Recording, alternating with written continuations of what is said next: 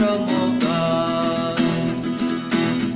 Pesmica naša srca oglaša, Božja ljubezen prenaj iz nas.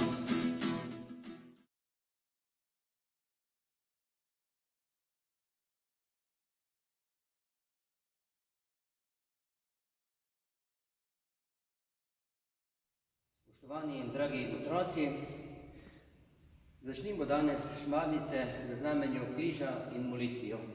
V imenu Očeta in Sina in Svetega Duha. Amen. Zdrava Marija, milosti polna, Gospod je s teboj, blagoslovljena si med ženami in blagoslovljen je sad tvojega telesa, Jezus. Sveta Marija, Mati Božja, prosi za nas grešnike, zdaj in ob naši smrtni uri. Amen. Letošnje šmarnice nam pomagajo, da bi postajali vedno bolj sveti. Šmarnično branje nam govori o tem, da so bili svetniki tako navadni ljudje, kot smo mi. Res pa je, da so znali svoje življenje tako živeti, da so postali sveti in jih danes čudujemo. Pa poslušajmo. Včeraj smo slišali veliko pesmi in misli, ki je posvečenih materam. Matere so tiste, ki najiskreneje ljubijo svoje otroke, se zanje trudijo in jih nikoli ne prenehajo nositi v svojem srcu. Ena takšnih je bila tudi sveta Monika, mati svetega Avguština. Za sinovo spreobrnenje je molila dolga leta, dokler se ta ni v resnici spreobrnil. Danes pa bomo slišali, kakšen naj bo očetovski zgled, ki je prav tako nepogrešljiv v družinski vzgoji. Vlogo mame razumem, kakšna pa je vloga očeta, je vprašala Manca. On je tisti, ki mora delati, da preživi svojo družino, je odgovorila Tamara. Ne, je odkimal Serafinček. Naloga očeta je prav tako pomembna pri vzgoji, kot je vloga matere. Očetova naloga ni, da mora le delati, da preživi družino. Daleč od tega. To sem povedala malo poenostavljeno, je priznala Tamara. Če pogledam svojega očeta, se ne vtika v vzgojo. Vse je tako, kot reče mami. Tudi na roditeljske sestanke v šolo ne hodi. Oče ima svojo vlogo v družini. Mama je kot zavetje, kamor se otrok lahko zateče, ko je žalosten ali ko zboli. Oče pa je tisti, ki otroku pove, kaj je prav in kaj ne. V določenem obdobju mora oče prijeti otroka za roke in ga učiti pravil za življenje. Aha, to pomeni, da je oče neke vrste policist, se je odglasila Manca. Daleč od tega, je odkimal Serafinček. Oče je tisti, ki svojega otroka nauči pravičnosti, miru in sočutja. Uči ga vestnosti, odgovornosti in predanosti. Pa je med svetniki tudi kakšen oče, je zanimalo Tamaro. Kaj še nisi slišala za svetega Jožefa?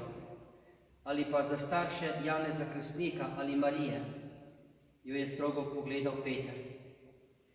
Dobro, za te sem slišala. Mislila sem na bolj navadnega očeta, če se lahko tako reče, se je branila Tamara. Seveda so tudi bolj navadni očetje, se je zasmejal Serafinček. Takšen je recimo Vincenc Vilar David. Za tega pa še nisem slišala, je pomislila Manca. Verjamem, rodil se je v Španiji pred 100 leti. Družina, v kateri se je rodil, se je preživljala z izdelovanjem lončenine. Vincenc je bil mož z zdravimi vrednotami, ki je živel po krščanskih načelih. Ko se je poročil, je bil zgleden mož in oče.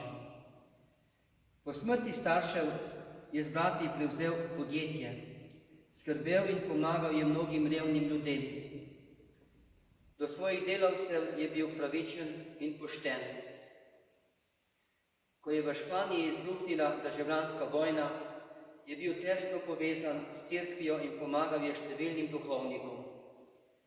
Zato je postal trn v peti revolucionarjem, ki so se borili proti vsemu, kar je bilo krščanskega.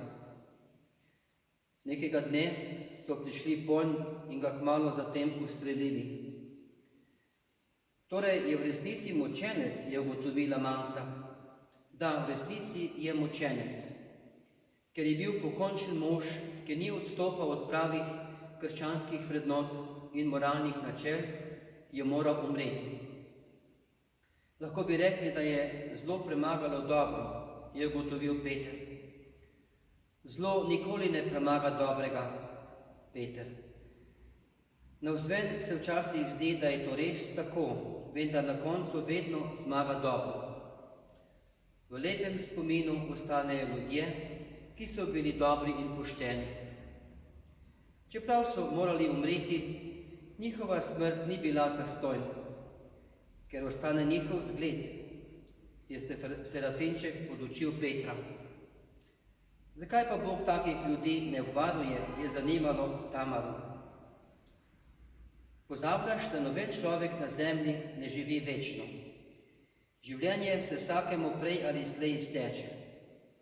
Vsak človek, ki živi tako, da ostane njegov zgled živ še po smrti, je izpolnil svojo življenjsko nalogo. Mnogi lahko ravnajo po njegovem zgledu. In za nalogo, dragi otroci, imate danes, da ob Marijinem oltarčku zmolite molitev Sveti Angel za vse brezposelne. Sveti Angel, varuh moj, bodi vedno ti z menoj, stoj mi noč in dan ob strani, vsega hudega me brani. Prav prisrčno prosim te, varuj me in vodi me. Amen. Sveta Marija, prosi za nas. Sveta Mati Božja, prosi za nas. Sveta Devica, prosi za nas. Mati Kristusova, prosi za nas. Mati Cerkve, prosi za nas. Mati družine, prosi za nas. V imenu Očeta in Sina in Svetega Duha. Amen. Pa lepo se imejte.